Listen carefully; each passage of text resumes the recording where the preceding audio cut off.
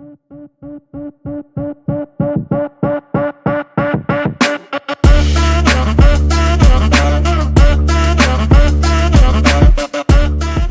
this time, we have learned how to earn. Your universities, your colleges, your schools, what they have taught you is how to earn, right? Skills to earn. Raise your hands if you have ever went to a class named how to spend your money. They expect us to know how to spend money. Is it fair? It's kind of funny, but the reality is it's not funny. I hear a lot of this kind of narratives. Don't spend money on expensive things. I love maxing out my credit card and then making sure that I grab every offer out there online. I feel guilty. I feel guilty when I buy something, even if it means that something that is important to me. Those are narratives that I hear a lot. We don't know how to spend. That's a problem. We don't know how to consciously spend. That's a bigger problem. We usually spend either out of habit or impulse. Ice cream එකක් කන්න යන shopping mall එකට එනකොට bag ගොඩාක් උස්සගෙන එනවා. That is impulse. එහෙමත් නැත්නම් you are buying certain things every now and then because that's a habit.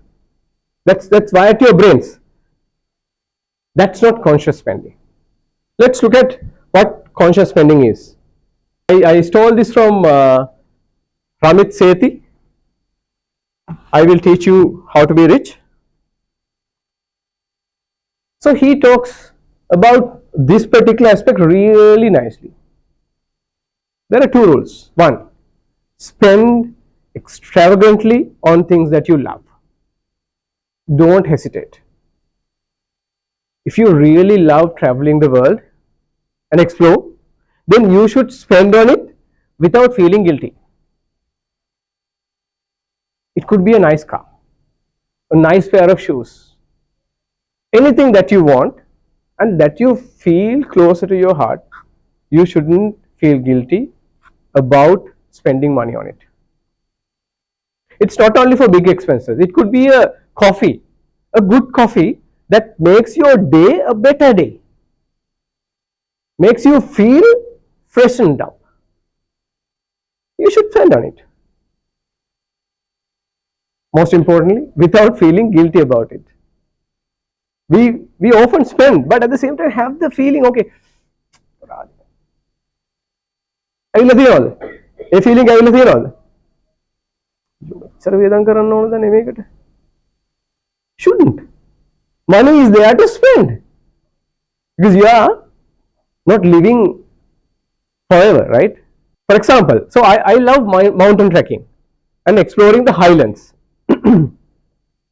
So I was talking to one of my friends about my Everest base camp trip that I am planning in April, and then he couldn't bear the fact that I am spending about twice that a typical Everest base camp travel would take because I am doing some crazy things. But I want to enjoy every moment of that because I love it. I simply love it. And even if it costs me a lot, it doesn't mean that's a waste. It's a conscious spend. The other side of it, you should extravagantly spend on things that you love, plus you have to do this as well, because the amount of money that you have to be spent is limited. You can't love everything that you do. You have to prioritize. That is why it is called conscious spending. So let's take an example. If you don't like fancy clothes, you can wear something decent, right? If you love home cooked food, you don't have to go out spend a lot on takeouts. The problem is your society, your colleagues might say, oh, he's not fashionable, he's so backward. Should you care? We all are different. We all are different. So I don't put a lot of value in phones. While my friends love the latest version of iPhone, I use a 50,000, 60,000 rupee phone. And I'm not what I drive. So because of that, and being economical is also important for me because I travel a lot. I use a small hybrid.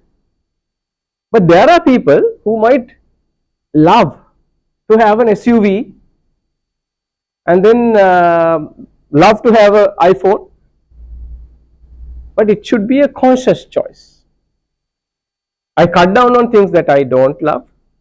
I spend on things that I really love. Remember, guys, we all are different. I can't judge you. You can't judge me. You can't judge others.